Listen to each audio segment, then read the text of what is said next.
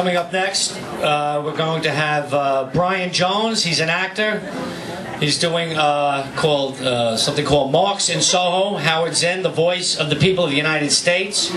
And he's going to be reading from a book, Generation on Fire. And it's an interview with David Cline. So if you just can keep it down here now, Brian Jones will become David Cline and read the interview from this book. Thank you.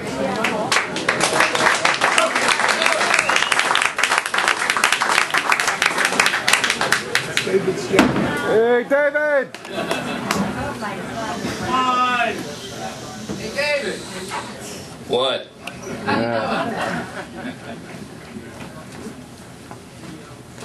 There were 3 brothers in my family during the Civil War who fought in Antietam.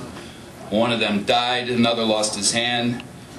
My grandfather was in World War I, my father was in World War II. I was in Vietnam. General attitude in my family was you were supposed to serve.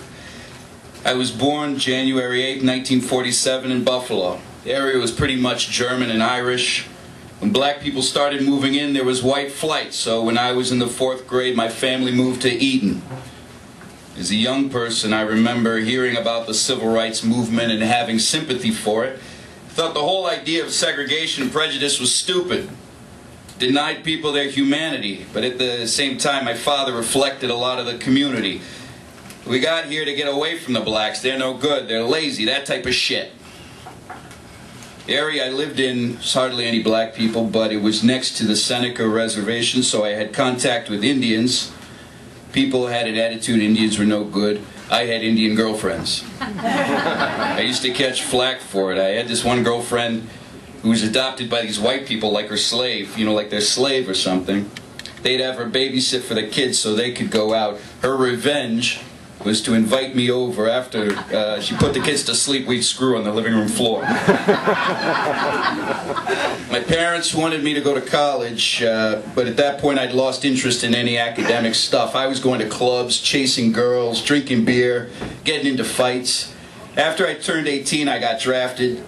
People were already raising questions about the wisdom of America being involved in Vietnam, but my father and grandfather had been in the service. I didn't think I was really capable of judging that. I just thought, I'm going to believe the government. After basic training, they sent me to advanced infantry training. They used to have different magazines in the PX. One of them was Ramparts, a radical magazine. I ran excerpts from Martin Luther King's speech on Vietnam.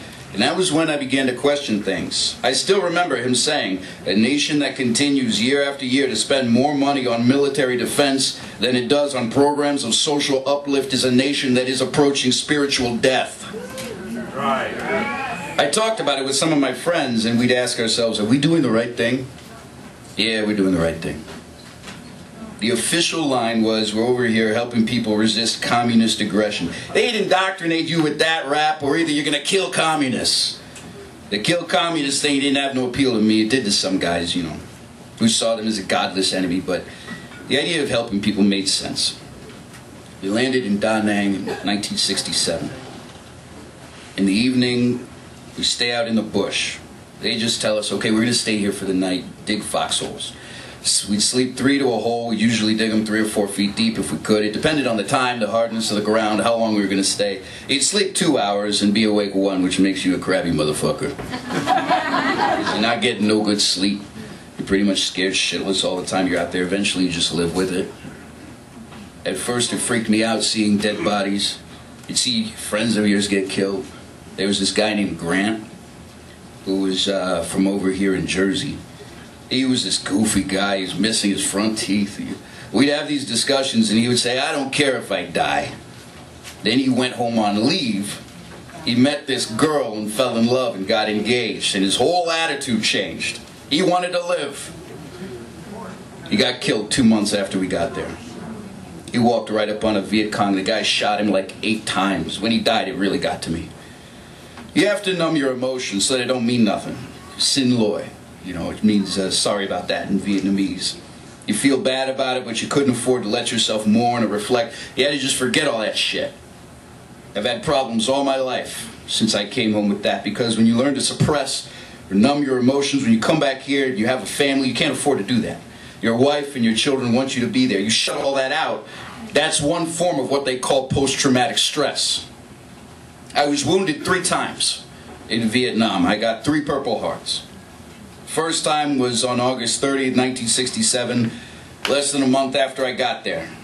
That was the first big battle I was in, the Battle of the Horseshoe.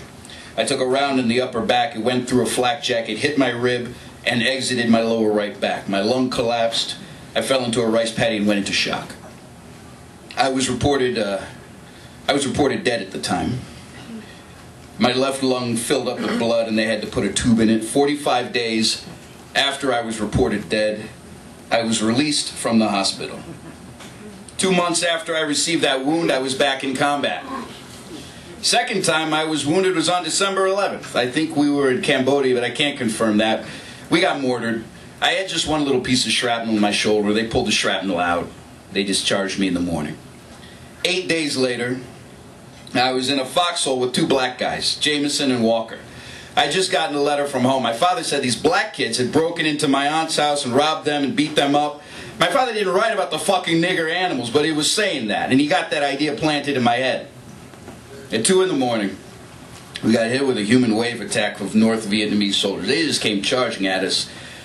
We see this figure from the next position over. We don't know if it's one of our guys or one of them. It's one of them. He comes up and sticks his rifle in the hole. I see the front side of an AK-47. He shoots me through the knee. Before I black out, I aim my rifle straight up and shoot him through the chest. I blacked out, came to a minute or 2 later. My knee was shattered and my gun was jammed. Jameson threw me on his back. Walker laid down fire and they carried me into another hole and left me there. I had to lay there all night because they couldn't bring a helicopter in to get me out. It was a battle. I wouldn't be alive if it wasn't for them 2 guys. In the morning, they pulled me out of the hole and sent me to the hospital. They carried me over to the guy I had shot. He was sitting up against a tree stump. He had a gun across his lap. He had a couple of bullet holes in his chest, and he was dead. I looked at this guy. He was about my age, 18, 20, 22. I thought, he's just a young guy. I wondered if he had a girlfriend, if his mother was going to find out how he died. What I was doing was seeing him as a person, not as a gook. Gook is a term to dehumanize someone. When you kill a gook, you're not killing a human. You're killing something else. Now my mind was refusing to dehumanize that person. I was thinking, what is the fucking point of all this? Then I got back to the hospital at Kuchi. Eventually I was medevaced out to Japan and then back to the United States. If your wound is going to take longer to heal than your tour of duty, then they sent you out. A bullet had busted up my whole joint. I never got a chance to thank Jameson and Walker. I'm still searching for them on the internet.